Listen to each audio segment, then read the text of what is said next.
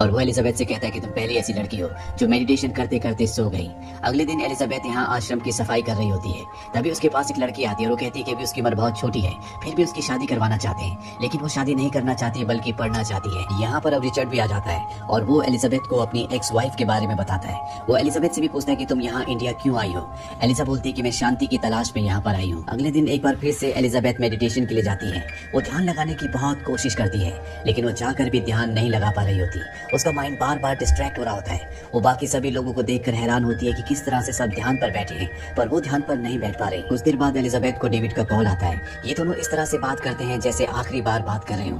Call खत्म होने के बाद एलिजाबेथ बहुत सैड हो जाती है। रिचर्ड उसके पास आता है और उससे उसकी उदासी का कारण पूछता है। एलिजाबेथ बताती है कि वो डेविड से प्यार करने लगी थी, आज भी वो उसे मिस करती है।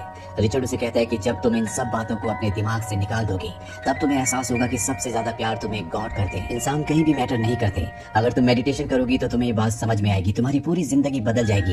अगर तुम अपने पास से नहीं निकल पा रही तो तुम्हें अपना ध्यान गॉड पर लगाना चाहिए। कुछ दिनों बाद यहाँ पर उस लड़की की जो कम उम्र में शादी नहीं करना चाहती थी, पढ़ना चाहती थी, उसकी शादी हो रही होती है और यहाँ पर एलिजाबेथ और रिचर्ड होते हैं। ये दोनों डाइवोर्स्ड हैं, इसीलिए इन्हें अपने पुराने दिन याद आते हैं, जिससे एक बार फिर से एलिजाबेथ उदास हो जाती है।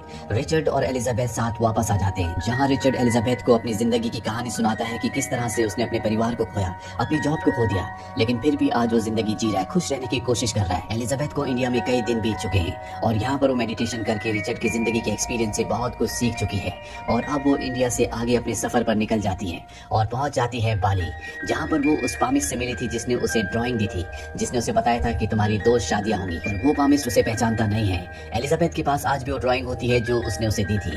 वो उस पामिस्ट से कहती कि आपने मुझे दी थी और वादा किया था कि आप अपनी विद्या मुझे सिखाएंगे, यानी कि पामिस्ट्री मुझे सिखाएंगे। पामिस्ट उसे कहता है कि ठीक है, लेकिन इसके लिए तुम्हें ध्यान करना होगा, तुम्हें तैयारी करनी होगी।